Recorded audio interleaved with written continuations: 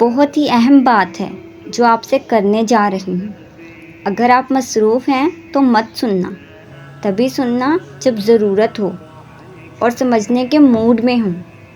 اللہ تعالیٰ آپ کے گناہ کرتے ساتھ ہی آپ سے نفرت نہیں کرنے لگ جاتا، وہ آپ کو ایک دم سے رد نہیں کرتا۔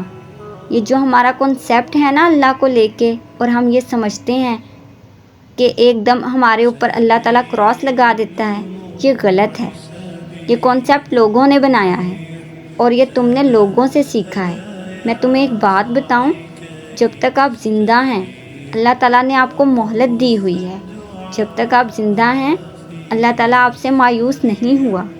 اس کا اور آپ کا تعلق سزا اور جزا سے ہٹ کے کچھ اور بھی ہے۔ اس نے اپنے 99 نام آپ کو کیوں عطا کیے تھے؟ کبھی سوچا؟ آپ نے کبھی غور کیا اس بات پہ؟ اس لیے کیے تاکہ آپ الجبار پہ نہ اڑے رہیں، بلکہ اپنے رب کو سمجھنے کی کوشش بھی کریں۔ اللہ تعالیٰ ہمارے لیے کون ہے اور ہم اللہ تعالیٰ کے لیے کیا ہیں؟ قرآن میں اللہ تعالیٰ نے 4 دفعہ قسم اٹھا کے فرمایا ہے کہ اس نے انسان کو بہترین سانچے میں پیدا کیا ہے۔ اس کو اللہ نے اپنے ہاتھوں سے بنایا ہے۔